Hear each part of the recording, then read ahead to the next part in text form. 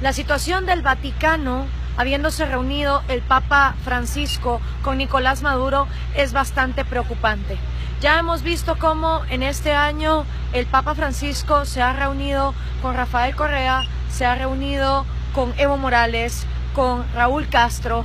y no hemos visto por parte del Vaticano tomar con seriedad la cantidad de violaciones a los derechos humanos principales que en estos países se están violando constantemente. Hablo del derecho a la vida, de la cantidad de presos políticos que existen en Cuba y en Venezuela. Hablo del derecho a la propiedad privada, donde la gente en estos países ha sido arrancada y despojada de los recursos y del fruto que con el sudor de su frente han tratado de sacar a sus familias adelante. Y por supuesto hablo también del derecho de todo ser humano a la libertad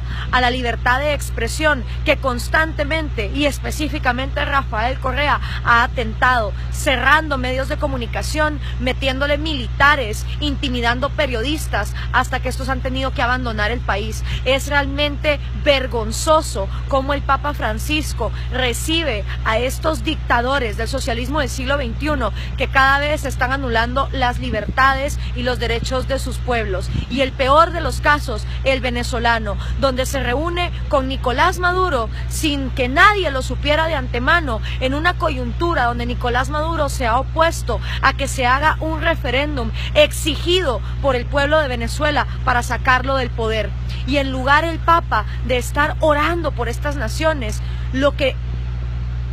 estas naciones realmente necesitarían es una condena oficial y una condena real por parte del Vaticano, porque si bien es cierto, los principios cristianos llaman a que todo individuo es merecedor de una vida digna, de sus libertades y de su propiedad, del fruto de su esfuerzo. Esos son valores con los que los cristianos comulgan. Y cuando vemos a un papa que se rehúsa a reunirse con las damas de blanco, mujeres que son golpeadas, vapuleadas y llevadas a prisión por tratar de entrar a la Iglesia Católica en la isla de Cuba, y que con ellas no se reúne, pero sí se reúne con dictadores como Raúl Castro, y no tienen ningún reparo en decir algo en contra de todos los años y las décadas en que esa isla no ha habido libertad, realmente es vergonzoso. También es vergonzoso que el Papa Francisco condene el mercado, cuando el mercado no es más que la voluntad de miles de individuos comerciando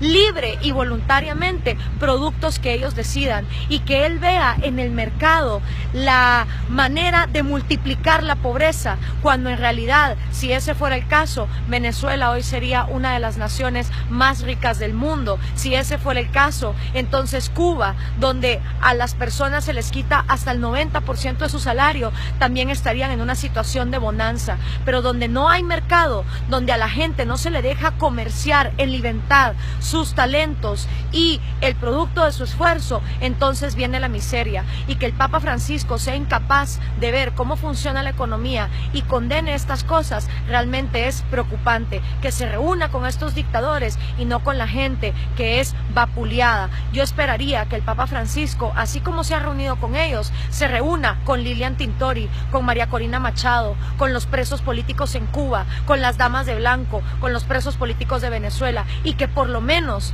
tenga la amplitud de mente de escuchar las dos versiones. Para